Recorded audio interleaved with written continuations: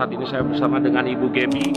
Beliau adalah psikolog dan juga beliau adalah pemerhati sosial terkait dengan permasalahan lansia yang saat ini ada, dan juga bagaimana cara mereka untuk mengantisipasi masa yang namanya masa ajal.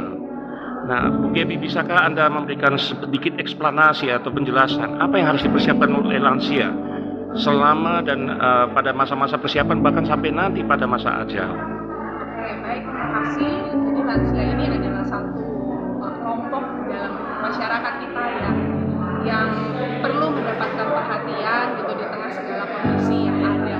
Lansia ada dengan berbagai dinamika perubahan di dalam kehidupan mereka, secara fisik, gitu ya, secara emosional, secara psikologis, secara sosial. Itu ada banyak sekali perubahan yang terjadi di fase kehidupan lansia ini.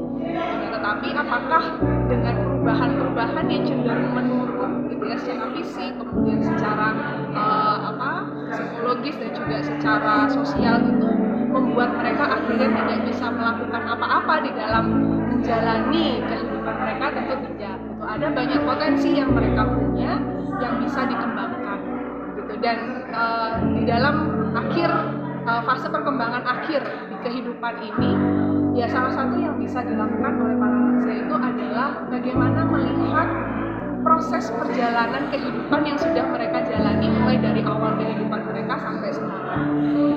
Ketika mereka diajak untuk melihat bagaimana proses kehidupan itu, akan ada ucapan syukur yang bisa dinikmati begitu ya di setiap harinya proses kehidupan mereka, meskipun dengan segala keterbatasan mereka, tetapi mereka bisa untuk melihat bahwa sungguh mereka itu ada banyak berkat gitu yang mereka nikmati, kesehatan, kemudian nafas kehidupan yang masih Tuhan percayakan buat mereka gitu. Nah, sehingga ini yang perlu kita dorong untuk bagaimana oma, opa, lansia ini supaya bisa tetap menikmati meskipun di tengah segala keadaan keterbatasan dan kelemahan, tetapi mereka bisa menikmati karena ada banyak berkat yang bisa disyukuri di masa-masa lansia ini.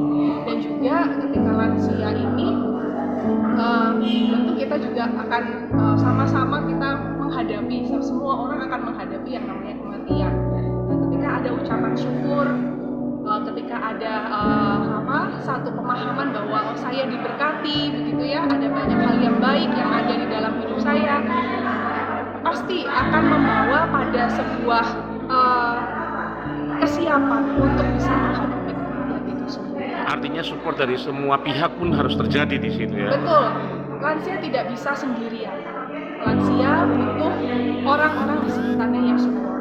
Keluarga terdekat itu perlu untuk support lansia, untuk mereka bisa terus ada kebahagiaan begitu dari keluarga, support dari keluarga. Kemudian komunitas, entah itu komunitas di masyarakat, entah itu komunitas di gereja atau di tempat-tempat ibadah lainnya. Nah, itu juga bisa jadi satu support system yang membantu mereka untuk mempersiapkan masa-masa sampai pada akhirnya mereka nanti akan dipanggil pulang gitu ya, dipanggil dalam satu fase. Terima kasih Bu Gaby untuk kesempatan dan waktu. Sama-sama. Ya, terima kasih. Terima kasih.